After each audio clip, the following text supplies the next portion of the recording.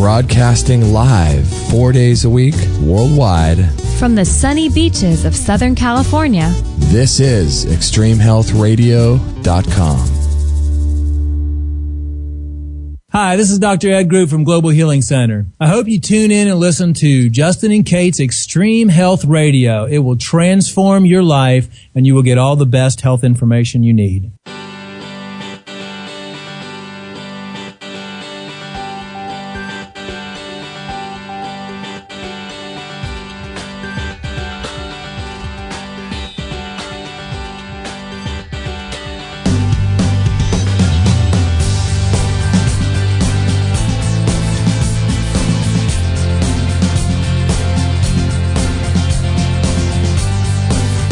Well, thank you so much, everybody, for joining us on another edition of Extreme Health Radio, another episode. It's an honor to be here today. It's wonderful. Today is a good day. It is a great day. It's sunny and beautiful here in Southern California. I hope you're having a good day wherever you are in the world. And this is episode 227, and we're really excited. We're going to be speaking with Dr. Nicholas Gonzalez, and he's an interesting man. We have been aware of his work for many, many years. And just a unique guy doing some great things out there in New York. And for reference, today is, what is this? April 3rd, 2014. April 3rd, 2000. I have April 3rd, 2013. Oh, gosh. I'm a year off here. I'm glad it's 2014 and not 2013. There you go. Let me switch up my thing. So if you'd like to join the show, there's lots of different ways to do that. You can go to extremehealthradio.com/live and listen live as the show's going on, and you can chat live, ask your questions, and join that way. And if you have any questions for Dr. Gonzalez, you can always email me, justin@extremehealthradio.com. Or you can throw them over to me, kate@extremehealthradio.com. And there's also a voicemail tab on the website where you could record a pre-recorded voicemail from your computer that we could play to each and every guest. So that's a great way to be on the show as well. And so there are lots of different ways to interact with the show and be a part of what we have going on here. And if you would like to support our work, and if you make purchases on Amazon, we're so grateful to all the people that have done this and continually go to Amazon through our link to buy their products, extremehealthradio.com/Amazon. And you can do that for every time you make a purchase there. And it doesn't matter what you buy there. You can buy anything. Right. Makeup, socks, books, anything, telephones, equipment, anything you would like. So it doesn't have to be health related, and that's a great way to keep the show free for everybody. And it's a fun way to support us, and we are so appreciative of that. And Kate, we have some great guests coming up. Yeah, we have quite a lineup, don't we? As always. Jonathan Tripodi on Monday will be talking about whole body memory. And Mark Lovendale on Wednesday, and we'll be talking about Quality Longevity, his book, as well as milk and all different types of dietary protocols. And that's going to be a fun show. Absolutely. And dairy is such a big hot topic these days. Dairy is a hot topic. And we are going to have Greg Catton. Oh, right. He does the herbs down in Ecuador. So that's going to be fun. So we have lots of great guests coming up. So make sure to stay tuned with everything we have going on Extreme Health Radio. And this is episode 227. And today it's really going to be fun because we have Dr. Gonzalez, and he's been kind enough to do a show with us even after he got back from Europe. He's just got back from Europe and just got done with a full day of seeing patients. Oh, gosh. So it's an honor to have him on the show. And he's the author of a few books. One is called What Went Wrong? The Truth Behind the Clinical Trial of the Enzyme Treatment of Cancer. One Man Alone, an Investigation of Nutrition, Cancer, and William Donald Kelly. And the Trophoblast and the Origins of Cancer. One Solution to the Medical Enigma of Our Time. So pretty interesting. And his website is dr-gonzalez.com. And we'll have links to his website as well as everything that he's done. His website, his books, and all that on our show page here, which is episode 227. And he graduated from Brown University, Phi Beta Kappa. He's been doing this since 1981. He went to Cornell University. He's been seeing patients from all over the world, some famous, some not. So he's been at this for a long time. So thank you, Dr. Gonzalez, for being on the show today. Well, thank you for having me. It's a pleasure to be here. Yeah. No, this is great. So thank you. I want to say thank you, first of all, for taking the time after seeing a full day of patients. Yeah, that's a lot of work, and I talk constantly with my patients, but my voice seems fine right now. Okay, good. Yeah, you said you had mentioned you had quite a taxing trip to Europe recently doing some work? Yeah, I lectured in Lugano, which is a beautiful lakeside town in Switzerland in the high mountains, and just beautiful. And they had 360 people there, and I spoke for 5 hours, and it was really a wonderful audience and great fun. And the people who sponsored the conference put us up, my wife and I, in a spa for a couple of days, and then brought us down to Venice and saw Italy and all that. Oh, my goodness. And then back to New York. Wow, so this must be a beautiful time in Switzerland right now. It was nice. It was still chilly, but it was starting to be spring. Just like here in New York, it's still chilly, but it's starting to be spring. So, but Switzerland's a very beautiful place, just absolutely exquisite. Yeah. Wow, so, I was just curious about this, just off the top. Do you know what the cancer rates in Switzerland are? They much like or much similar to the United States? I've read that they're lower, but I haven't read recent evidence on it. Switzerland has very strict environmental controls. They're really trying to preserve their beautiful environment. They take it very seriously as a national treasure. And they're very strict about pollutants, probably the strictest country in the world. So the air is clean and the water is clean. I mean, even like Lake Lugano, which is off a city, you can swim in it, you can drink it if you wanted to. So it's much different than here. Things are really clean there still. And they intend to keep it that way. So I have read in the past that their cancer rates are lower than other European countries. That is interesting. And what is primarily their diet over there? Well, Weston Price studied their diet 60, 70 years ago. He went up into the high alpine valleys, and they would eat a lot of dairy products, raw. Of course, it was all raw, unpasteurized. Right. And the cows would graze on the early spring grass in the high mountain pastures. And it was very nutrient dense, and they had a very nutrient dense bread. So these people were extremely healthy. So their diet, traditionally, the traditional Swiss diet, emphasized a lot of dairy, whole grains, organically grown, of course, and a fair amount of animal protein. It was not a vegetarian diet at all. So they had a fair amount of animal protein, but their animals were raised on pasture. They were raised in these high mountain valleys where the spring grass was loaded with nutrients. So very nutrient dense milk, nutrient-dense meat, and nutrient-dense grains. Wow, that's so interesting. I was always curious about these things, especially with us being on the West Coast with Fukushima and things like that. Do you think there's any issues with environmental toxins affecting food that's higher up in the food chain like that, or no? Again, I think it depends on where you are. There's no question that the Japanese have been spewing tons of radioactive waste into the environment, both into the water and into the air. One thing we began to notice about 6 months ago, in all our patients, suddenly the iodine deficiency was worsening. These are patients, some of whom had been with me 25 years without a problem. All of a sudden, their iodine deficiencies were going up. And I began to think what it was is the nuclear power plant in Japan is spewing out radioactive iodine that interferes with the absorption of normal iodine. Wow. So we've seen those kind of changes. And unquestionably, if you're eating animals that are in the feedlots, they're going to be contaminated anyway with antibiotics and hormones and all that other junk, and eating grains, which cows shouldn't eat anyway. So they're going to be contaminated from a number of sources. But unquestionably, the environmental load in the last few years has increased substantially, not just from Japan, but we're reaching a threshold in terms of industrial pollution. And I see it in my own practice. For example, 10 years ago, very few of my patients had aluminum excess. Suddenly, about 2 years ago, all of a sudden the aluminum levels in all my patients, even people who have been on this program for 20 years, were going up. And we realized that China's dumping tons of aluminum into the air from their unregulated industry, and also airplanes are dumping aluminum into the air. These chemtrails are not a mythology. Right. And a lot of that is aluminum to try and control the environment, but they're dumping aluminum powder into the air. I was in New Jersey visiting a chiropractor friend of mine before I went to Europe.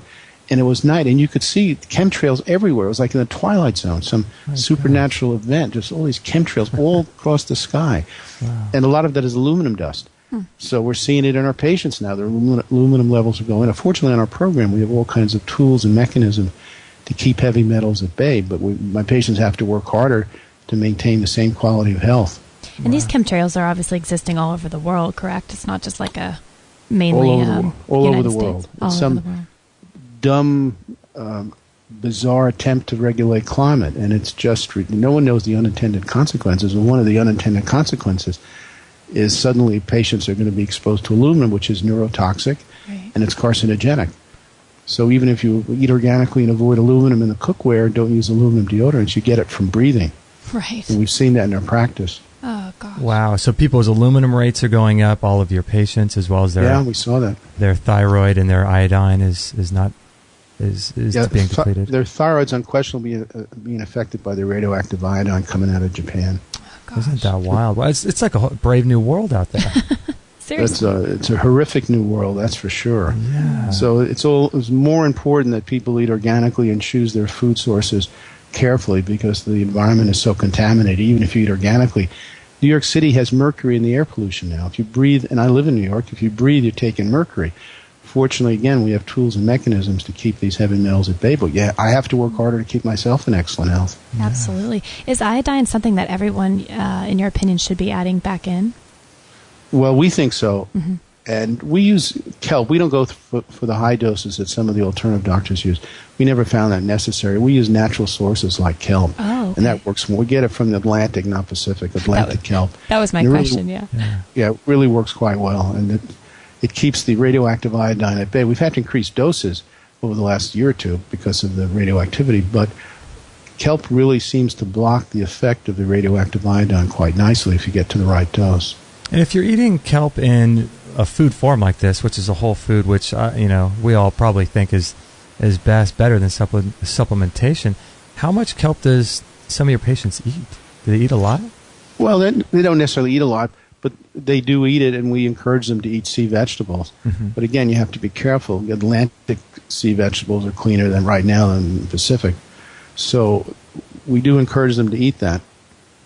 We also, in this day and age, it's impossible to maintain optimal health for most people without taking supplements. I take a huge batch myself. How many supplements do you take a day, do you think? Oh, I probably take about 150 a day. A lot of them are, organ glandulars like organic beef. All our glandular products and enzymes come from New Zealand, which has the strictest laws for raising animals. They've ever had mad cow trichinosis. So I take a liver capsule, lung capsule, a number of glandular products. I take a lot of enzymes, probably 25 capsules of pancreatic enzymes a day just as a cancer prevention and to help with digestion. So, and, the usual things like vitamin C. But, I work 12, 14 hours a day. I work 6 and 7 days a week. On the weekends, I'm doing my research and working on my books. It's, as my wife will tell you, a very high-stress way to make a living. Most of my patients are very sick when they start. It's a lot of work. I spend 2 hours every night returning phone calls to people all over the world because they have to keep in touch with me. Mm-hmm. So I have to really work hard to maintain optimal health, and there's no way I could do that just from food in this day and age. The pollution is so bad, even if you eat perfectly, pollution depletes nutrients just as it does with iodine. Some pollutants burn vitamin C in 15 minutes, so you need extra sources to deal with the unnecessary, this terrible load of toxicity coming in from the environment. Yeah, it's getting to be really, really, just pressure time with people trying to take care of their health. Because if you think about like you're saying, with your unique situation of how you are in a high-stress job, and a lot of people are, and then on top of that, the environmental pollutions, a lot of people have said on our show that, we shouldn't really be taking supplements and this, that, and the other, but we're at a critical age now and time where I personally think they're necessary. Well, I believe totally they're necessary. I mean, my mentor, William Kelly, he was the master of design supplement programs. I mean, he said 45 years ago, this is 45 years ago, there's no way to maintain optimal health just from diet. Yeah. And people try that, but very few people will feel optimally well just on diet. There's just too much stress, too much pollution. Even organic farms are exposed to acid rain, which dumps toxins onto them. So even if you eat organically, you're still going to get toxic crud. And it doesn't matter if you eat organically, you're still going to be exposed to heavy metals that are in the air pollution. So all those things drain nutrients. So the ideal that you can get everything you need from the food, and that's the way humans should live, that's fine in an ideal perfect world. And when the world is remade perfectly, I won't take supplements anymore. Right, I agree. But in this imperfect world, there's no way to maintain optimal health. Yeah. I mean, people have tried, like Gerson and the Gerson family, they keep the therapy alive, and the macrobiotic people. But very few people are going to respond to just diet alone. Kelly learned that 45 years ago. Do you think that makes Justin and I feel a bit better because we do down a lot of supplements daily too. Do you think people that like you and us and that people that take a ton of supplements have to be careful about what's obviously going into those gel caps that we're swallowing all day long? Well, you have to be careful because a lot of supplements are badly made, and a lot of the raw materials are now coming out of China and India with this contamination and impurities and pollutants, and even drugs sometimes you'll find in the supplements that come from China. In the old days, Hoffman LaRoche used to make a lot of the raw materials for the vitamins and minerals very pure, but China undercut everybody, so a lot of the raw materials come out of China and India. Now, we source our own stuff, so it's not coming out of China and India. So you can still do that. There are places that still make the vitamins and minerals, but you have to be really careful. Sure. And we use a gel cap, but it's specially designed and it's completely non-toxic and it dissolves quickly. So we've spent thousands of hours in the design of our supplements for our program because we're dealing with very sick people. There's no room for error whatsoever. Absolutely, I love it. We're going to take a little break in 1 minute, but before we do, I want to ask you about a couple of things that you perhaps might do in your own self, despite the supplements, aside from the supplements and the nutrition. Do you yourself do, anti-cancer activities like, I don't even know, like rebounding or saunas? Or personally, do you do a lot of anti-cancer activities in your life? Well, we call them detoxification routines. We think everyone should do them, and indeed I do them. Like the infamous coffee enemas and liver flushes and juice fasts and colon cleanses. I do them all, and they're absolutely critical. It's not enough to just take supplements or eat organically. There's so much junk in the environment. You need extra ways to get rid of that stuff. I mean, saunas are a good way. I personally don't do saunas because I do so much other stuff. I don't need to rely on the saunas. But saunas, the far infrared saunas, are an excellent way to detox, particularly with heavy metals and pesticides. But I do a whole range of detoxification routines. Oh, I love it. It's good stuff. All right, we're going to take a little break. Give your voice a break there, and take all of us to take a break. And we were with Dr. Nicholas Gonzalez, and his website is dr-gonzalez.com, and we'll put a link to his website on our show page here, which is episode 227. And after the break, I want to ask him a little bit about some of the different patients he has and what types of cancer he's been treating with people. And the program. It sounds like it's pretty fascinating. I want to learn a little bit more about the program he does offer people. Yeah, it's going to be good stuff. So stay tuned. Stay there, and we're going to be right back with Dr. Gonzalez right after this break. I have to say, I have been absolutely loving this product by Tristan Truscott and Peter Ragnar called Good Morning, Good Evening Qigong. If you want to listen to the interview we did with Tristan, you can go to extremehealthradio.com/127.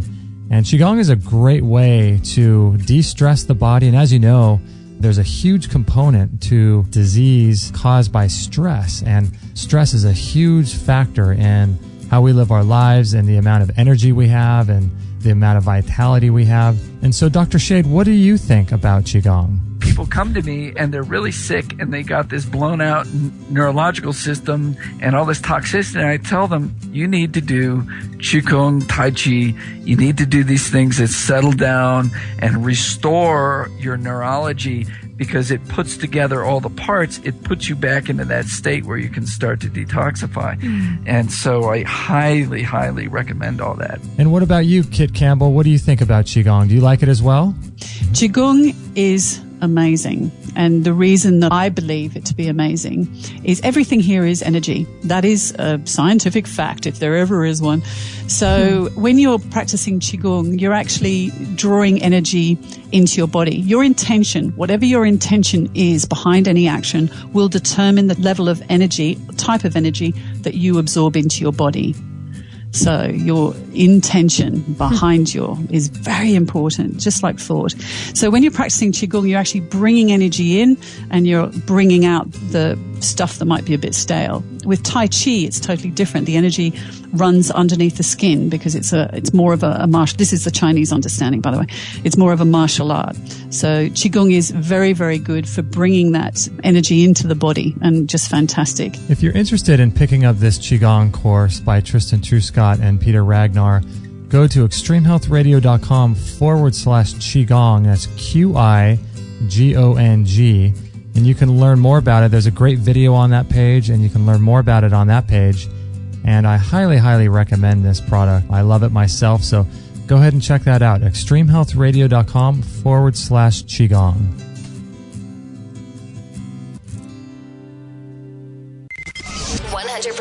Listener supported. Extreme Health Radio. Opening minds and transforming lives worldwide.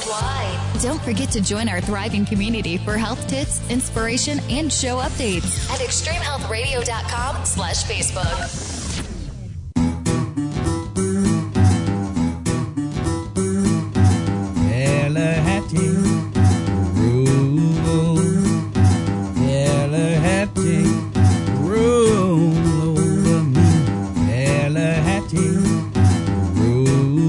All right, we're having a good time here with Dr. Nicholas Gonzalez, and this is a fascinating discussion and show with him about his practice with pancreatic cancers as well as other types of cancers too. So it's a good information from Dr. Gonzalez. And if you have any questions about that Qigong program that we just mentioned, please let me know. I'd love to help you out with it. It's a great program, and you can listen to the show that we did with Tristan Truscott and Peter Ragnar on episode 127, I believe. So that was a fun show we did all about Qigong. So if you're interested, you can check that out as well. And this is just a great show with Nicholas Gonzalez. And if you'd like to join the chat room, it's extremehealthradio.com/live, and you can listen live and ask your questions and join the chat room that way. So Dr. Gonzalez, I have just a couple questions about your practice. Curious about the types of cancers that you see in different patients. I know a lot of people come to you with pancreatic cancers and things like that, but I'm just curious, do you see lots of different types of cancers, people coming in with different cancers to your clinic? We see all types of cancer from A to Z. In fact, although we're known for pancreatic cancer, I have far more patients with breast cancer in my practice. We have probably 300 plus patients with breast cancer active in our practice currently. Oh my God. So we see all types of cancer. For some reason, we see a lot of breast cancer, far more than we see pancreatic. But we see all types, even the rarer types. Usually people come to us because the conventional doctors have given up or can't do anything, and that's when they start looking into us, and very often they have rare cancers and sometimes the more common cancers, but we see everything. Do you have a percentage of people that come to you first before going the more traditional route? Most people contact us after they've tried the traditional route, although as we've gotten better known and as people have gotten more interested in alternatives, we're starting to see patients at the beginning of their treatment regimen, at the beginning of their course of their disease, before they've had the major surgeries and chemos and radiations. So yes, we are getting more people interested in our therapy earlier in their disease course, but still the majority of our patients come after they've done some form of conventional medicine. And does that make a big difference, do you think, on their outcome if they see you first before they go get chemotherapy and radiation? Unquestionably makes a big difference. Yeah. For example, we're getting a lot of calls from patients with pancreatic cancer because we're known for that. Now, 15 years ago, the oncologists rarely treated pancreatic cancer with chemo because they knew it didn't work. But in the last 15 years, there's been a big push for oncologists to use chemo, even though it's non-curative. Mm-hmm. The new drug for pancreatic cancer, Gemzar, was approved in 1998. It improved average survival in the clinical trials from 4.5 months to 5.5 months. And not a single patient in the clinical trials lived longer than 19 months. That was considered such an improvement, a 1-month improvement in average survival. The FDA approved it very quickly. It's $1 million industry now. And the oncologists are being pushed to use it.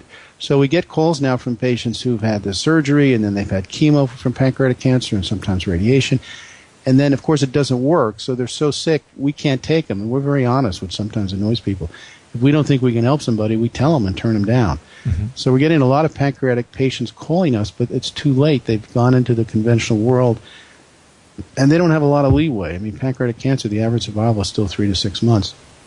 If they spent time doing chemo, which didn't work, or radiation, which didn't work, there's nothing we can do. It's too late. We know what we can do, and we know what we can't do. Now, we have pancreatic cancer patients that came to us early on. They've been with us 15 years and more. Oh. And they came first before they did any of that. Wow. Even back then, 15 years ago. Yeah, well, 15 years ago, we'd get more calls from patients that hadn't been treated with chemo. Doctors would say it doesn't work. But now, even though it still doesn't work, the standard of care is to treat it anyway because it improves survival a few months or a couple of weeks or whatever. So they're getting treated more aggressively now. I've seen a big change even in my own professional lifetime. Even with breast cancer. 20 years ago, when we were treating breast cancer patients, they might have had 1 or 2 chemo drugs. Now they come in, they've had 8, 10 drugs and chemo, aggressive chemo regimens with multi-drugs, and then hormone blockers and radiation. And these people are so toxic from the standard treatments that we're fighting two battles, the battle against the cancer and as well as the battle against the damage done by the standard treatment. So the more aggressive protocols that are in use now for many different types of cancer does make it tougher. They can still get well, but they have to work a lot harder. Yeah, It's amazing. It's double the amount of toxicity and poisons there that people have to deal with. Yeah. My mentor, Kelly, believed that about 20 to 25% of chemo stays stored in the cells, which sits like a time bomb. And on my program, we got to get that stuff out of the cells. And very often patients will go through symptoms that are reminiscent of when they had chemo. Wow. Not as serious because we control it. But they have to get that stuff out of their body because it just sits there. It's mutagenic and carcinogenic, damaging the cells, and you've got to get it out. So, detoxification becomes a critical issue for these patients. That's incredible. 25%, 1/4 of all the chemo that someone took in potentially is in their cells. That's amazing. Yeah, oncologists would tend to deny it, but we've seen that repeatedly where patients go on our program and start having some mild side effects that are very reminiscent of the same kind of symptoms they had when they were on aggressive chemo. Are some of these people that are coming to you that have done the traditional route and then come to you guys kind of as a, quote, last resort and end up making it, are we talking years of therapy, or can you get somebody kind of, and obviously everyone's situation is different and where they've come from, but, are people coming from around the world and hanging out in New York for years? No, they do. We teach them how to do the program in 2 days, and they go home and do it at home. Gotcha. And periodically return to New York. I gotcha. But we use the diabetes model. Diabetic can live to be 100 years old as long as they follow the diet and take insulin. I have patients in their mid-90s that have been with me 25 years. As long as they follow the diet and take the supplements and the enzymes we use and do their detox, they're fine. But I think if they stop their program, well, hell might break loose. Right. I had a letter from a patient today who was a patient 15 years ago with a type of lymphoma, and it completely went away after a year and a half on the program. So what did she do? She quit the program. And she did well for a number of years, but she went on the wrong diet and started goofing around with food, and now she's got a rip-roaring recurrence. The miracle is that she lasted 15 years before the recurrence, but it completely resolved on our program. But that's a risky thing to do. Once you've had cancer, it's always risky not to be vigilant. And there's always the risk that it's going to come back. Cancer's insidious. You have to think of it as diabetes. We tell patients from the beginning, if you're not willing to make a lifetime commitment to good nutrition, don't waste your time coming to see me. Go somewhere else. Yeah. So this is we're trying to rebuild the body. That takes 2 to 4 years to begin with. And even when the patients are stabilized, there's always a risk that it could come back. So, Look, I take pancreatic enzymes myself as a preventative. I take huge amounts of supplements preventatively. And our patients have to do the same. Even when all the tumors are gone, et cetera, hallelujah, wonderful, they still need to be vigilant, eat organically, follow the program, or they're a risk, like this patient, for it coming back. Yeah, it's a lifetime journey for everybody, too. And I was curious, with some of these people, do you have, people that are on your program that have been on for 20, 25, 30 years, like the lady you were just mentioning? Over the course of time, as people's hormones change and as they get older, nutritional needs and deficiencies start to spike and drop, do you tend to have to change the amount of supplements in their program as they get older? Yeah, we do. Although I'll tell you, one woman with metastatic breast cancer one of my first patients started with me December 3rd, 1987, 26 and a half years ago.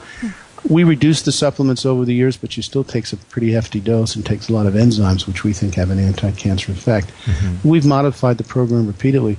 Initially, we require patients come back at least every 6 months. Now I have patients in Australia and Singapore. It's very expensive to fly in from Australia, so we'll do phone consultations at 6 months.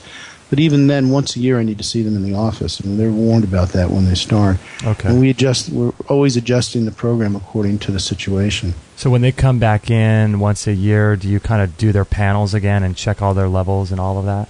We do everything, yeah. We check everything and redesign the program as needed. That is so great. So it's just basically, it's like you were saying, it's a lifelong kind of journey these people have. Look, in this world, good health is a lifetime journey. And people say, that's too much work. Look, I work 14-hour days. I couldn't work 14-hour days if I weren't doing my therapy. It's not like I spend my life at home doing my treatment. You incorporate it into your life. Yeah. And it enables you, first, for a lot of my advanced cancer patients, the first thing is it lets them live. And then my goal is not to make people a victim of my program, or that I'm running a cult where they have to spend their days doing my program. Yeah, initially they have to do a lot of that, but as they get better, we want them out in the world and leading normal, healthy lives. Yeah, you want to, have these people go back to. That's what you're getting them well for, so they can live life. Yeah, that's right. Yeah. That's right. We want them to live, not to be victims. Yes. So when someone is doing your program, I know that you have different nutritional protocols and things and different diets for each type of person and what their ancestry perhaps is. When they get on your program, are they doing something like a protocol of coffee enemas, twice a week for a while, or how does it work? They wish. No. The program involves three basic components: individualized diet, as you suggest, individualized supplement protocols, and the detoxification routines like the enemas. Now, we have 10 basic diets that range from raw foods, nearly vegetarian, to an Atkins-type red meat diet where people eating red meat 2 or 3 times a day. And we have dozens of variations of the diet. Even then, we individualize it. The supplement protocols are equally as individualized. Different people need different forms of the vitamins and minerals and trace elements, different forms, different doses. We use a whole different batch of calcium supplements depending on the patient's metabolism. And the detoxification routines are pretty intense. Patients, when they start with cancer, have to do 2 coffee enemas twice a day, 4 total, 2 in the morning, 2 in the afternoon. Wow. When they're well, they do once a day. I do them once a day and have for 33 years since I met Kelly. But cancer patients, when they start, have to do 2 twice a day. Then once a month they do a major detox like a liver flush or a colon cleanse or a juice fast. And then we have things like skin brushing and detoxification baths that they do 2 or 3 times a week. Skin brushing they do twice a day. And we have other detoxification routines like bentonite is a clay that absorbs toxins. We'll have them do a bentonite enema once a week in addition to the coffee enemas. Oh, my goodness. So the detox procedures are very precisely defined for each patient, but they're pretty intense. Wow. So go ahead, Kate. Oh, I'm just wondering, as far as the diet that you're going to have them on, is that based off of their blood type or their blood work, or how do you assess that? No, I mean, D'Adamo wrote the book on the blood type. And there's some validity to that, and I do appreciate the fact he realized different people need different diets. But he had 4 basic diets. We have 10 basic diets, and it's really based on some sophisticated testing that we do in the office. Although, I've been doing this for 26 years, and after a while, for example, people with the traditional solid tumors, like tumors of the breast, lung, stomach, pancreas, colon, liver, uterus, ovaries, prostate, they need to be on more of a plant-based diet. Patients with immune cancers like leukemia, lymphoma, multiple myeloma, sarcomas, which are connective tissue cancers, they need to be more on the meat diet. So people who have a balanced metabolism that need a variety of foods, they don't tend to get cancer. They can get other things like chronic fatigue, but they don't tend to get cancer. So when you say someone like with the hard tumors or someone with the soft tissue, connective tissue tumors being on a meat diet versus a vegetarian diet, what does that mean in terms of like a certain percentage of all their food they eat every day is meat, or? Well, it really varies. I mean, we have dozens of variations of 10 basic diets. Now, an extreme carnivores, I have a patient who had chronic fatigue and environmental illness. She was a writer, but got to the point she was non-functional. Wow. And she saw at least 12 to 15, she saw dozens of conventional doctors who could do nothing for her, and many unconventional alternative doctors, all of whom put her on some variation of a vegetarian diet that kept making her worse and worse. Her allergies kept getting worse and worse. And when we evaluated her in 1994, it's 20 years ago, she turned out to be an extreme carnivore, and she just literally cried in my office because she had been dreaming about bacon. And one of the things that happens when a genetic carnivore, through well-intentioned advice of so-called experts, goes on a vegetarian diet, they literally will wake up in the middle of the night drinking a bacon fat and pot roast and root vegetables, because that's what they should be eating. The brain is smarter than any expert. I put her on red meat. It changed her life within 6 weeks. She just thrived. And to this day, she eats red meat, about beef, lamb, pork, grass-fed, of course, 3 times a day. And with some root fat, very few vegetables. Patients like that do terribly with fruit, no fruit. She doesn't eat any grains at all. She's like an Eskimo. The traditional Eskimos lived on nothing but fatty meat and fatty fish. And that's what she lives on. And she thrives. And she came to me, she could barely write. She's a professional writer. Now the books have won awards. She's dealing with Hollywood about a book deal. Her whole career has just really flourished. Wow, that is just amazing. She was named Poet Laureate in the state in which she lived. So her whole life changed. And what she needed was red meat. And none of the doctors she saw, and I don't say this critically, just factually, these well-known alternative doctors kept putting her on different variations of raw food vegetarian or cooked food vegetarian diets. which kept making it worse, but none of them would think about putting her on red meat. We did, and she did beautifully. Isn't that wild? Everybody's so individualized. Obviously, you've mentioned in the show that a lot of people come to you with their already, quote, diagnosis, and you guys kind of take it from there. What percentage of people would you say come to you just not feeling well, but they don't really know what's wrong with them, and you guys are the ones to kind of dig and find the main source of their problems? Well, about 75% of our patients are cancer patients, about 25% have other problems. Like I was interested in cancer research. That was my original academic goal when I was a medical student. Okay. I was never interested in chronic fatigue, but patients kept coming to us saying that no one can help us. Please treat it. We did, and they did beautifully. So we have, scores and scores of patients with chronic fatigue. We live in an area that's very heavy with Lyme disease. So my first Lyme patient dates to 1988, because in those days no one believed Lyme existed, and she was a psychologist who really was non-functional from Lyme disease. It affected her brain. We put her on the program. She did beautifully. And to this day, she's in great health, 26 years later. So we treat fatigue, Lyme disease. We get a lot of, chronic fatigue, kind of a vague thing. Chronic Lyme disease, which the conventional doctors deny exists, but we've seen it in patients.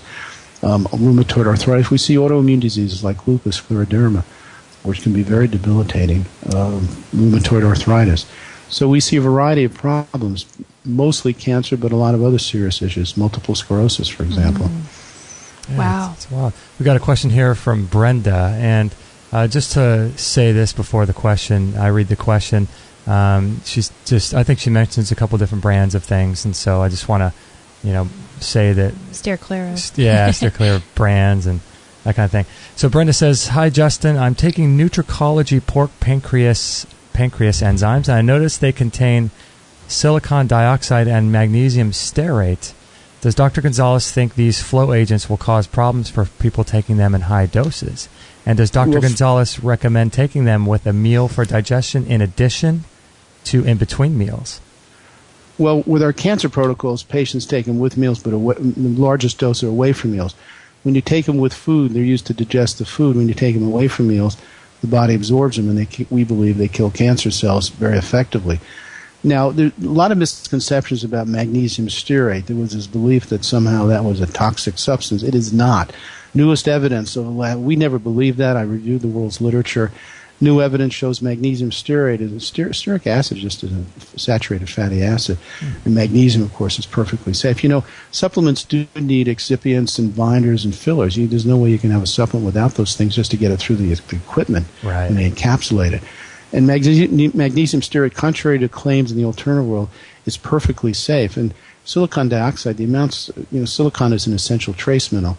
The amounts are so small, and it's a very good excipient. It helps to get these glandular products through the machinery. Otherwise, it jams up the machinery. There's a practical issue involved, but I don't think they're problematic at all. And believe me, I've reviewed the literature. And you wouldn't be recommending them if people are going to be taking 150, capsules a day. Obviously, they're helping people. Well, I take them myself, and I just don't. We've reviewed the literature. For example, there was a belief that leucine, the amino acid leucine, is a better substitute than magnesium stearate. It turns out it's not the case. Leucine, I don't think, is as good as magnesium stearate in terms of using it as a excipient and filler. Interesting stuff. Interesting. Okay, we're going to take a little break, and we'll be right back with Dr. Gonzalez when we come back and get more into his program. And we have another listener question that we'll read and get into some good stuff in the final segment. So thanks, everybody, for joining us, and we'll be right back with Dr. Gonzalez right after this break. I have been a huge fan of rebounding for many, many years, and if you want to get in great cardiovascular shape, tone your legs, back, and butt, and stomach, as well as cleanse your lymphatic system from toxins and chemicals, you just have to start rebounding. It's imperative. And not only will it create endorphins that quickly become addictive to you, but it's very low impact as well. It helps to prevent sicknesses and diseases, as well as increase bone density, and it flushes toxins from your lymphatic system. It's amazing. And not only that, but it's a ton of fun also. I do it every single day for about 15 minutes. And we found the best rebounder on the market today in the world, bar none. It's called the Bellicon Rebounder. It's the Rolls-Royce of rebounders, in my opinion. And let's listen to some of what our guests have had to say about rebounding. Robert von Sarbacher is a health researcher and creator of the Mini Beat Protocol. And Robert, What's your favorite exercise? In general, probably one of the number one anti-aging exercises on the planet is rebounding. So 15 minutes a day is good for that. You can find people who have had thermography scans on cancers, giant tumors, and when they're doing a rebounder, it would start spewing out and shrinking right in front of your eyes, the tumor would, as they're on the rebounder. So it's really good for that sort of thing. It's also very good for exercising internal organs. It's the only internal organ exerciser that I know of known to man. Dr. Lindsay Duncan is the CEO and founder of Genesis Today. And what's the best way that you think of to stimulate the lymphatic system of the body? Rebounding is incredible because it's good for the lymphatic system, and there's more lymph fluid in the body than there is blood. And the quickest way and the most effective way to get the lymphatic system flowing is through rebounding itself. Yeah, because the lymphatic system can't really detox itself, can it? I think you know. The heart, we have the heart, thank you, for pumping blood. And we don't have a heart to pump lymphatic fluid. The only thing that really can pump lymphatic fluid is cardiovascular exercise utilizing the thighs, the thigh muscles. And that's why rebounding and getting a burn in that thigh muscle is so important for the flow and the stimulation of the lymphatic fluid. Wow, and they even put cancer patients on rebounding, don't they? Nutritionists do. Yeah. Yeah, absolutely. Yeah, but not a conventional doctor. But yeah, I've been learning about rebounding lately. It's quite an amazing thing. Yeah, rebounding's amazing. Health researcher and author of Cancer Step Outside the Box, Ty Bollinger. What do you do in your life to prevent cancer? What do you do to treat cancer? What do you do to prevent it? Rebounding is something that I try to do on a daily basis. A little mini trampoline for those people that aren't familiar with the term rebounding, but it's basically just jumping up and down on a little mini tramp. What that does is it stimulates the lymphatic system. Lymphatic system is one of our primary detoxification systems in our body, and most folks don't stimulate their lymph flow, and so the toxicity in their body builds up because their lymph is not stimulated, and the up-down motion on a rebounder stimulates the lymph flow better than just about any other exercise. So I do that almost on a daily, probably 5 days a week, I would say I average doing that. And finally, author and speaker and creator of the Longevity Now program, David Wolf. Do you think the Bellicon is the best rebounder on the market today? Absolutely. I was just with the crew in Europe that does the Bellicon rebounder, which is an incredible rebounder. My God, what a machine. And it doesn't use metal springs. It uses like flexi ropes. So it's very soft and fun, and it's just great to play with. Well, there you have it. The up and down G-force actually stimulates every single cell in your body. It's incredible. And as someone who works out in the gym a lot and does Qigong, I think that the best physical aerobic exercise, in my opinion, is rebounding. It's just absolutely incredible for the human body. And the Bellicon is silent, and it comes with a warranty, and you can get them in several different sizes and colors, and some of them have bars that you can hold on to in case you're worried about balance. It's a well worth it investment in your health and in your future. So check them out in our store if you'd like, or you can check out the videos on extremehealthradio.com/Bellicon. Again, that's extremehealthradio.com/Bellicon. That's B as in boy, ELLICON.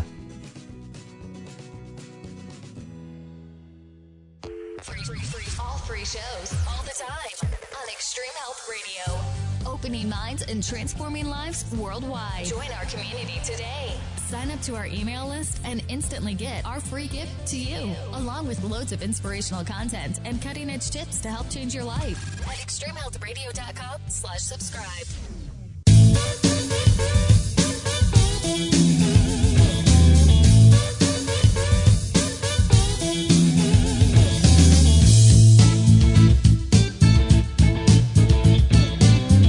All right, we're having a great time here with Dr. Nicholas Gonzalez from Dr. Gonzalez, dr-gonzalez.com. If you're interested in his work, and you can also check out his books that he's written on our website here. The three of them are called What Went Wrong, One Man Alone, and The Trophoblast and the Origins of Cancer. One solution to the medical enigma of our time. So I'd highly recommend checking out his books. A fascinating individual, dr-gonzalez.com. And We have a listener question here in our emails, but before we ask this question, I think, Kate, you had a question as well. Yeah, sure. I'll ask Dr. Gonzalez this. Dr. Gonzalez, I've shared recently with a lot of our listeners about my own experience. I got a whole blood panel run last December, and little to my knowledge, I had a very high pancreatic level. CA19-9 was raised significantly, and I've retested in February, and it had quadrupled. So it's climbing, and I'm wondering.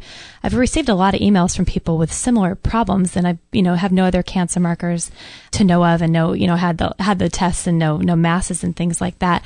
And other people are writing to me saying the same thing. What could be causing such a test number to be so high without having cancer present in the body? There are many tumor markers available that are associated with different cancers, like their breast cancer tumor marker, CA2729, CA15-3, ovarian cancer, CA125, pancreatic cancer, CA19-9. But the problem with these tumor markers is they can go up with inflammation in normal organs that don't have cancer. Right. I've just went through that with a patient where tumor markers went through the roof, but she has no evidence of cancer anywhere. And it was just an inflammatory reaction. Normal cells can produce these tumor markers. For example, CA19-9 can be produced by any of the gastrointestinal organs, not just the pancreas, including the colon. And if you had some kind of irritation, even a parasite, it can go up. So it's not a specific marker where if it's high, you absolutely have cancer. Right. But certainly it shouldn't be high, and if it's high, you wonder what's causing it. And when you say you had tests, what did they do? Ultrasounds, CAT scans? Ultrasounds, CAT scan with the contrast, as well as it was like an hour-long ultrasound. Yeah. You did an ultrasound, a full-body ultrasound right. from the thyroid all the way down to the pelvis. To the pelvis, yeah. And the CAT scan and the ultrasounds were all negative. Super clear, yep. That's good. Sometimes you can have microscopic cancer that no scan will pick up in its initial phases. I'm not saying that to depress you. I'm just trying to give you the complete picture. No, absolutely. I'm curious, yeah. So the fact that they couldn't find anything on a scan, and scans are wonderful tests, but they don't pick up microscopic disease. But on the other hand, these tumor markers can go up with benign processes with inflammation in an organ. You might have had a bout of mild pancreatitis that wasn't significant enough to warrant hospitalization or aggressive treatment. Right. That will bounce up the CA19-9. Any kind of inflammation in the pancreas or colon, even the small intestine, can bounce up the CA19-9. Yeah. So it's not an equation where high CA19-9 equals cancer, either in the colon or in the pancreas. But it does, you have to be aware of it, and you did the right things. You did the appropriate testing. And you said it quadrupled between December and February? Yeah, it was up. It jumped. When I first found it, it was at 61, which I believe they said the normal was 37 and under, and now it's at 131. And of course, my conventional doctors, I don't run off to them very often, but they were freaking out and said, "Oh, we need to go get an endoscopy, colonoscopy." And maybe I should ask your opinion. I stepped away and said, I don't think that's very related to the pancreatic number, but I also know they're probably trying to look for other things with inflammation and things like that. But yeah, someone in my case, would you suggest further testing or just kind of start on the pancreatic enzyme? How are you feeling?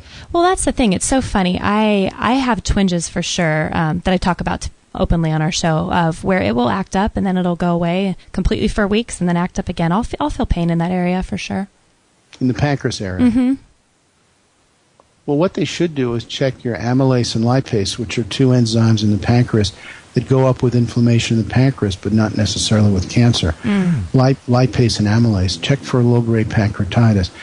Low-grade pancreatitis, which will produce tinges. We think of pancreatitis as a life-threatening illness, which it can be. Right. But there are all levels of pancreatitis. There can be a mild pancreatitis. Sometimes drugs bring it on. Sometimes a gallstone that blocks the bile duct will cause inflammation in the pancreas. Sometimes trauma will do it. If you had a car accident or fell down a hiking trail. I had a patient who developed pancreatitis after falling off a cliff while she was hiking. Oh, my gosh. Caused trauma. Well, it wasn't that high a cliff, but it was enough to damage a pancreas. Yeah. So those are things that need to be considered. But what I would do is have your doctors do an amylase and a lipase level just to see. That's another way of indicating whether there's inflammation in the pancreas or not. How would you go about treating inflammation in the pancreas more naturally? Well, we have a protocol for it. For example, zinc and selenium have been used for years in Europe to treat pancreatitis. About 200 micrograms of selenium and zinc like 25 to 50 milligrams a day. Zinc and selenium are specific tonics for the pancreas. So with my patients with pancreatitis, we always give them, you don't want to take too much selenium because it can be toxic. Sure. You want to give them some extra selenium and some extra zinc. And of course, we put them on a full program with the coffee enemas and everything else, and they're eating organically. Sure.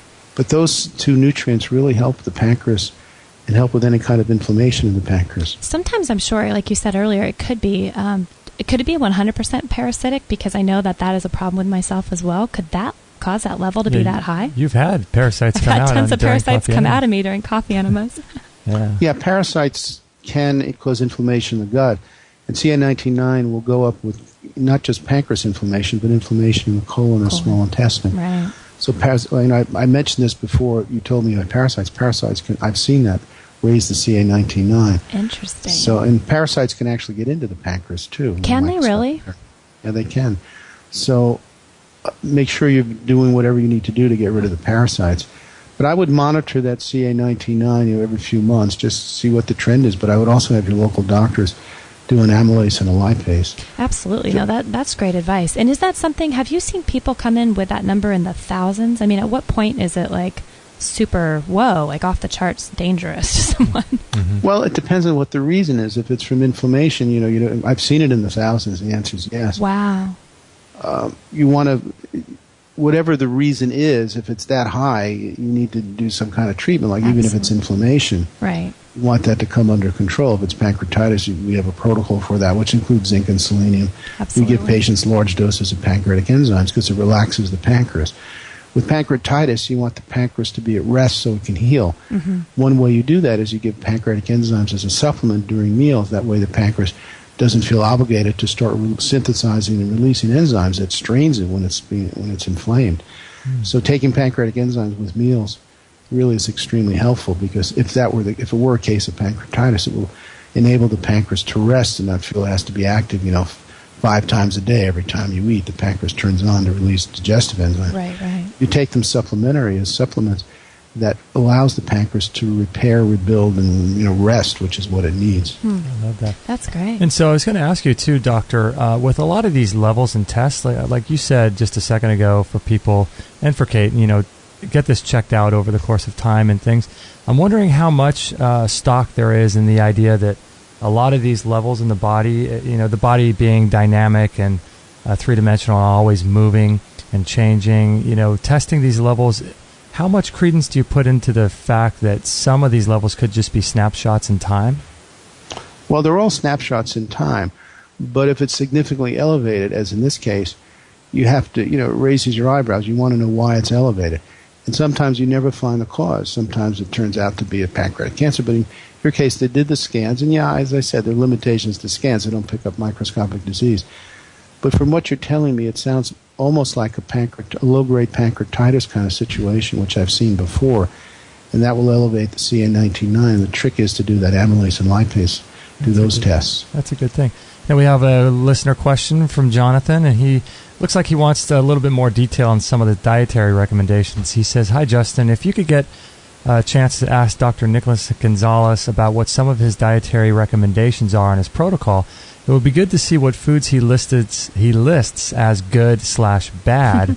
But I think this is me talking. I think it depends on the person. Sure. I've always been fascinated with his treatment because he seems to be getting really good results placing people on diets with high amounts of animal products in it, and that goes typically against the grain of what we hear in the alternative health movement. Well, the first point is never believe experts.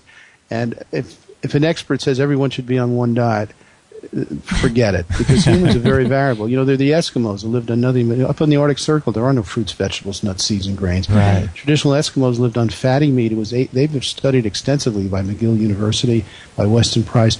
Their traditional diet was virtually all animal products, 80% fat, huge amounts of saturated fat, 20% protein, 80% fat.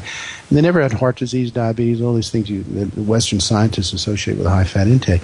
Of course, it was all natural food. It wasn't processed feedlot junk with hormones. It was all natural, basically organic, because it was raised naturally. But that's what they need. As soon as the Eskimos came into the westernized town and started eating carbohydrates and junk cereals and white bread and white flour and white sugar, they became very sick. Eskimos on the reservations now are extremely sick because the U.S. government has loaded them with junk food. So they're obese, they have epidemic diabetes, heart disease, cancer, rheumatoid arthritis, all those things that you associated with Western eating habits. As long as they followed the traditional high-fat diet, they did fine. Now, the Maasai in Kenya, the traditional Maasai, lived on a completely different diet. It was basically raw milk. The average Maasai warrior drank a gallon of raw milk a day, of course it was raw, not pasteurized or homogenized, blood, and some meat.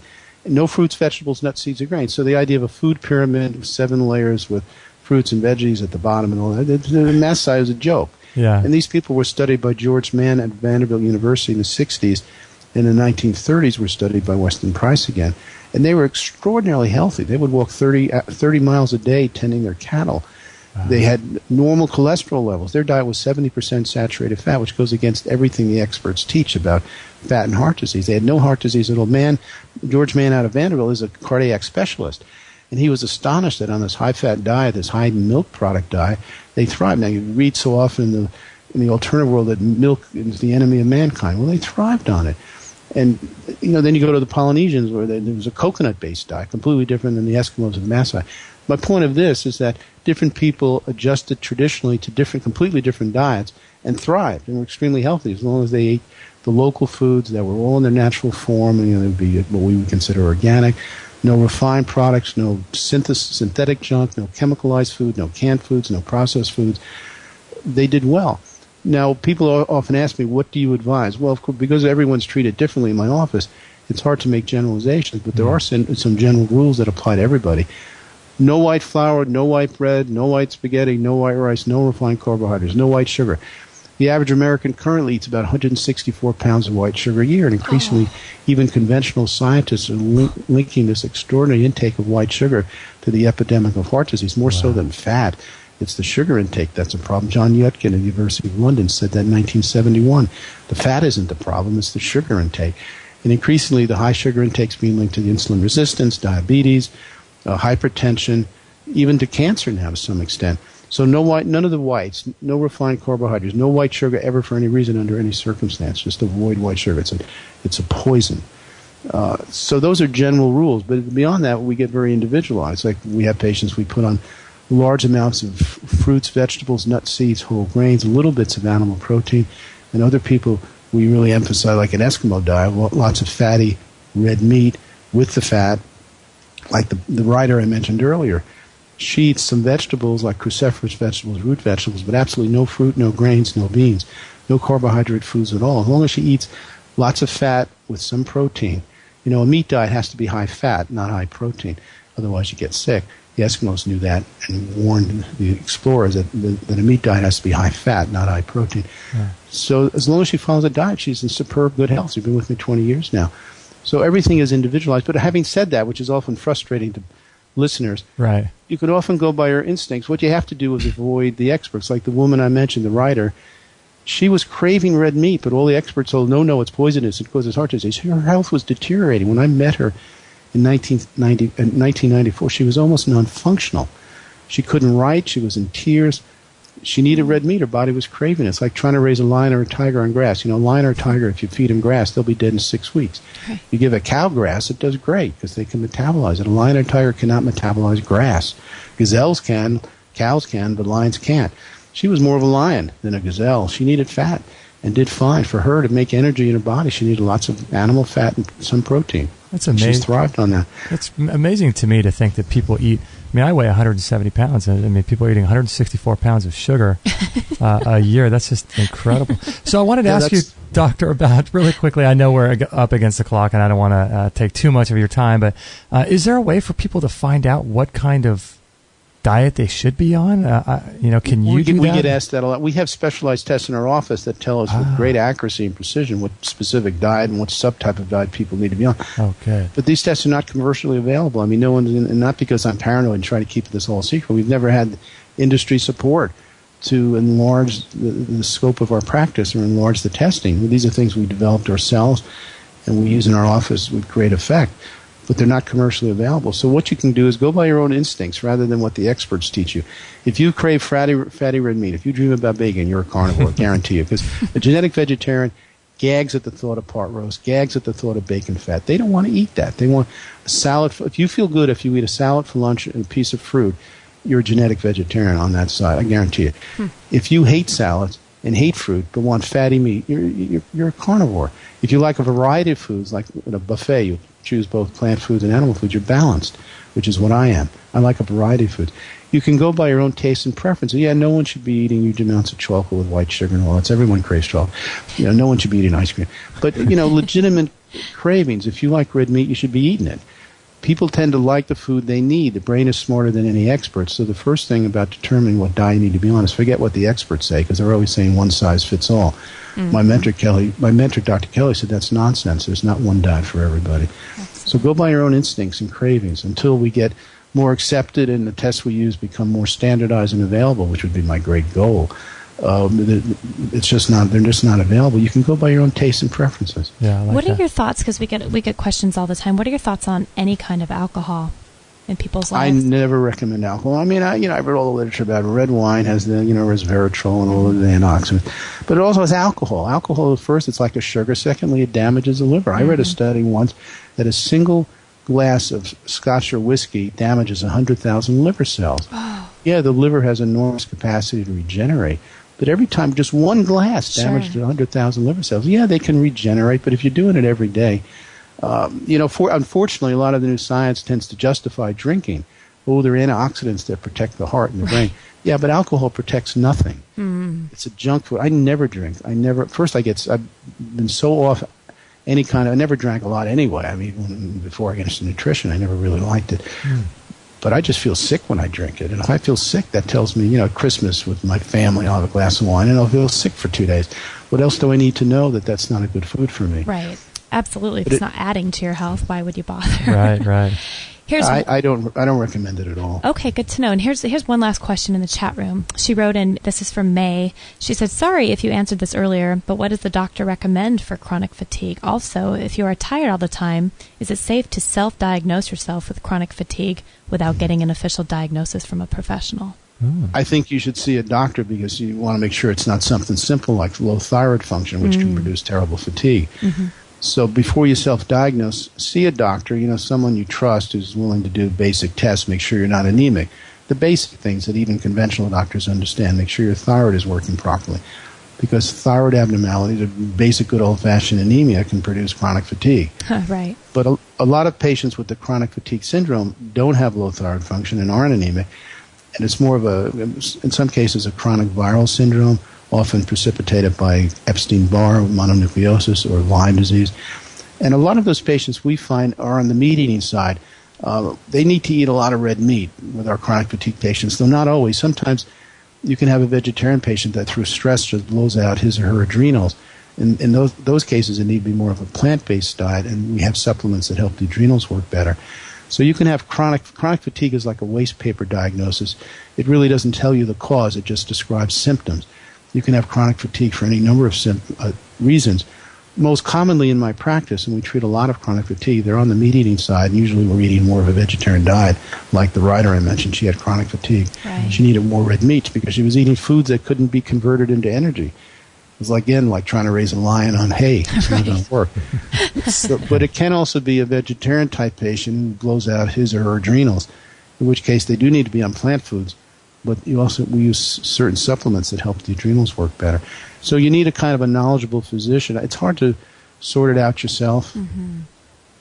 Yeah, right. It is. That's a good. Wow. Answer. Well, thank you, doctor, for spending so much time with us. What kinds of things are you working on in your practice? Have you got any plans, any projects you're working on? Well, we had that big clinical study from the NCI, $1.4 million. It was totally undermined. It's just a waste. And I wrote a book about it, on how they undermined. We thought that would be our opportunity to work together with conventional doctors. Boy, was I. I'm not naive, but I thought at least they would want to work together for the benefit of mankind. But I was just so naive. So we're not going to do anything like that again. We're not going to make that mistake twice in my lifetime.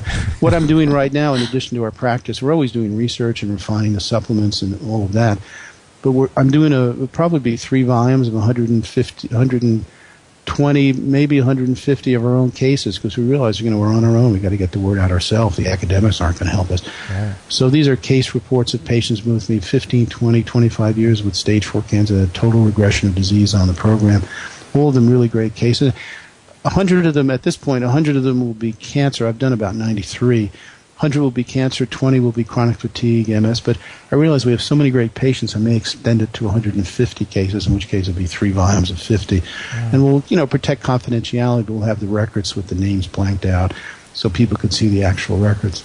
So that's the big project right now, which is a lot of work, because some of these cases go back 25 years and they have extraordinary stories. I mean, I really credit these people facing death, coming to see us against the recommendations of their doctors, often their relatives, and doing the program and getting well against all odds. So they're quite remarkable people. And we figured we just load the decks with these cases, like 120 or 150, and then anyone who's a critic, match my cases. That's going to be the mantra. Match my cases or shut up. I love it. Matchmycases.com. Yeah, he needs that domain. Shut up. I love it. I love it. God bless you for all you do. We're so excited to have you on today. Oh, yeah. Thank you so much for taking time out of your day. And hold tight. We're going to sign off the live show right now. And for those that are listening live, you can jump on over to the forum, and we'll be discussing this episode later today and after this episode about Dr. Gonzalez and his work. So you can always check out that on the forum. And thank you so much, everybody, for listening live. All right. So Dr. Nicholas Gonzalez, what did you think? I think he's a blessing to the world. He was great, wasn't he? He was amazing. For him to spend so much time with us, and the fact that he works 12-hour days. Oh, man. That's pretty incredible. You know what I love about him is it sounds like he works a ton, like most doctors do, and anybody who's a world changer, but it does sound like he still somehow makes some time for his own self-care. Yeah, which I always really value in people, that I value their opinions. I love to hear him say that he takes time to detoxify himself and really work on himself to make sure he's the best that he can give back to his patients. Yeah, because he needs that energy to work. Absolutely. So what did you think about the fact that he does the coffee enemas every day and has been doing so for 33 years? Wow. Crazy, huh? It is. It's not crazy. It's actually. Not crazy. It's not crazy at all. I think the more I hear it, the more I believe it's the way everybody should be taking better. Well, especially when he was talking about all the environmental toxins and just how, same with supplementation, it's like we're not living the way we used to live, so we're going to have to do things we never have to used to do. Exactly. Used to have to do. Yeah. No, that's true. Because it's like a big, this whole environmental toxicity thing is a huge issue, and it's affecting our diet and lifestyle and our health practices and everything else. It really does affect that stuff. Absolutely. Yeah. So if that seems a little drastic and dramatic to people to have to kind of go that route, if that's what we have to do to continue, because every guest we've had on that talks about toxins and them dumping aluminum on us from the sky, and whether or not you're in a toxic environment at work, you're still getting these toxins added to your life. It's all about, if you're not detoxifying, I'm scared for those people who don't want to know or don't care about knowing. Right. It's going to add up. It's adding up, and it's going to store somewhere, and you're going to have a problem somewhere along the way. Yeah, like Sherry Rogers' book. Do you ever hear about that book called Detoxify or Die? No. Yeah, we're working on getting her on the show, Sherry Rogers. We'll put a link to her book. But it's true. If in today's world, if we were living in an ideal world, we wouldn't need to do coffee enemas. We wouldn't need to take supplements. We wouldn't need to do anything other than eat the food that we grow. But we can't control the fact that there's, airplanes spraying us with God knows what, on our organic garden in our backyard. Right. So as a result of those things, it's like, it's like being in a fight. If you're a boxer, and you're doing the bob and weave thing, if you saw a guy walking down the street bobbing and weaving, you'd be like, what the heck is up? What's up with that guy? Right. But if you're in a fight, you got to do that. Right. And if you're not in a fight, then it would be like, if Adam and Eve were, if that's all true, and then you have, Adam and Eve, and he's doing coffee enemas, you think, what the heck is he doing? Right. He's bobbing and weaving down the street, and no one's attacking him. Right. But in a sense, we're in a fight. In a sense, we have all these chemicals and toxins from every direction. We have to do something to get these things out. Although, if you live in our neighborhood, you would see us doing that. A truck just had their exhaust right in our face. We're running around the corner trying to take a breath. Yeah. It might be that much of a fight for some people, and especially in big cities, And he's in New York City he's in New York. Mm-hmm. I don't know if he's in the city. Is he in the city? I don't think he's in the. I don't think he's in the city, but. Yeah, he's a fascinating guy. He's one of the few guys that I know that does really, really high dose enzyme therapy for cancers.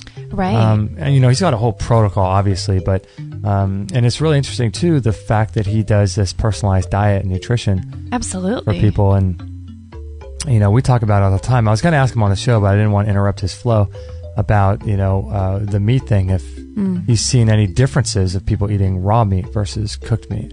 Interesting. I'm sure there would be. Sure. I would think, yeah. I'd love to know his thought on that. I do think, too, it is interesting how many supplements he takes himself. I was just going to say It makes me that. not feel so bad, because you and I half the time we're like, oh my gosh, we take 50 supplements a day. Well, if he's taking 150... Yeah. And you know what I loved about him, though, is he's obviously, I knew he wouldn't be a big proponent of just taking a supplement off the shelf at a GNC or at a drugstore. Right. It's filled with all kind of fillers and things like that. He's getting top-notch quality. He's talking about the organ-type meats that are put into a supplement that he's supplementing with. And making sure they're, and that they're the highest of quality from the hills of France or Europe. Or you have to be really careful, but I think if you supplement right, it's just my opinion. I think we're not getting what we need. I side with him, because some people would say we never need supplements at all. We're not meant to live like that. But we also aren't meant to live in this world we're living in. Yeah, everything about our daily life is completely unnatural. Absolutely. Everything. So, if we have to do something equally as unnatural to mitigate the other side of the unnatural things, then taking an unnatural supplement, we're never designed to take these things. But absolutely. Also, we're never designed to walk down a street on concrete pavement and rubber shoes being... Right. Having exhaust blown in our face. So, our entire life We're is... not? That sounds like fun. Sign me up for that world. Unfortunately, that's the reality of so many people living in cities and suburbs and things. But I know. I just like his approach. He's just a really nice guy. We spent quite a bit of time with him off the air, and he was nice enough to talk with you. So helpful. For a couple minutes, and... and I'll keep everyone posted on my, on my progress with your journey, my question, because it is something. We all have some funky blood work come up here and there that, I like that he's not an alarmist. He's not like my typical doctor just freaks out on that number and says, run off the next day and get this test. I've done other tests to make me feel good about the position I'm in, to not react, because I've been struggling with that. Do you do a colonoscopy and endoscopy, or do you not? Is that more damaging than it is? And, there's going to be different people's opinions, and everyone's just a voice. But, every little bit of information I get helps me make a decision for myself. And I will definitely be open with that and share it with our audience, what's going on along the way. But he was such a kind man to spend some time a little off the air with me. For a guy like him, just got done seeing patients all day. I know. And now spends another hour with us. And so gracious, so kind. Yeah. Yeah. Just a great guy. Great guy. If anybody's interested in seeing him and becoming a patient, obviously, they can find him through his website. dr-gonzalez.com. Gonzalez. Yes. Right. Gonzalez, not S on the end. Yes. 2 Z's, I think. Yes. Dr-Gonzalez. I had a great time. That was really fun. Yeah, that was good. I wanted to talk to him about the ketogenic diet, because I know he's got some really strong opinions about that. I wanted to talk about a little bit more about blood type, cholesterol, and maybe blood sugar balances and things like that. But I just think overall that was a good introduction to his work and to what he's doing. Absolutely. Yeah. Yep. Maybe we'll have him on again. Yeah, I'd love to. We'll reach out to him again. I loved him. He's great. So grateful. Yeah, good stuff, huh? Well, thanks, guys. Thanks for listening, everybody. And this is episode 227. So you can find all of the show notes, the links, and all the stuff, the books that he mentioned, and his website on our website, extremehealthradio.com/227. Then you can check out the forum as well. We'll be creating a new thread on the forum for all of you guys. If you have questions about this particular episode, you can go onto the forum and ask other listeners what they think about it and post your comments and questions. So the forum is a great resource for all the Extreme Health Radio listeners. So it's great that all of you guys are participating and so many knowledgeable people in there. It's really great. Yeah.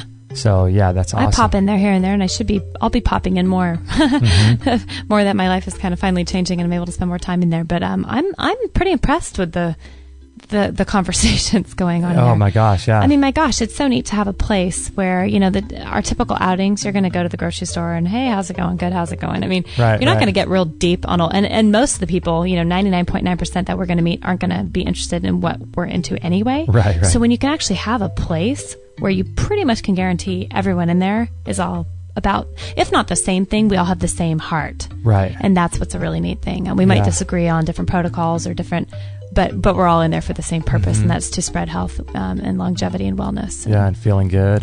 So jump on in there and get involved. It's really fun. You never know. You might meet a friend. That's right. Or two.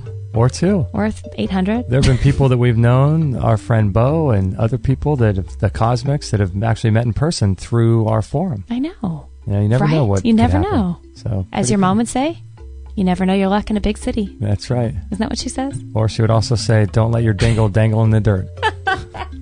I was going to say it, but I didn't know if you were. Don't let your dingle dangle in the dirt. Yep. I wonder if Dr. Gonzalez would agree with that. That's coming from New Zealand right there. That's a very Kiwi. I wonder if it's a Kiwi expression like she says, or if it's just your mom. Well, Bo is actually here, and we have talked with her, and she's from New Zealand. She's never heard of it. I think it's just your mom. I think it's my mom and her crazy family. We should get her levels checked. Don't let your dingle dangle in the dirt. We'll leave you all with that inspiration. I should title this episode "Dr. Gonzalez, don't let your dingle dangle in the dirt." He'd either love that or think we're crazy. You think we're crazy. Oh, brother. All right, guys. Thanks so much for listening, and we enjoyed it. Hopefully you enjoyed it too. Please do us a favor and pass this on to anybody that you know that might be struggling with either cancer or other health issues that you think Dr. Gonzalez can help with. We'd really appreciate that. That's a great way to support us. And also, if you have any questions about the sauna, or I'm sorry, what do we do the ads for? The Bellicon today and the Qigong course. Please let me know. I'd love to help you out. Those are two great products that we just love. We use them daily. Every day. So if you have any questions. I love them. Yeah, if you have any questions, please let me know, and we can help you out that way. And that's about it, right? That's it. That's a wrap. That's a wrap. As they say in the radio industry. In the radio industry. So thank you, everybody, for listening, and we'll catch you on the next episode. Thank you for listening to this episode. It's time to go for now, but our mission does not end with this show.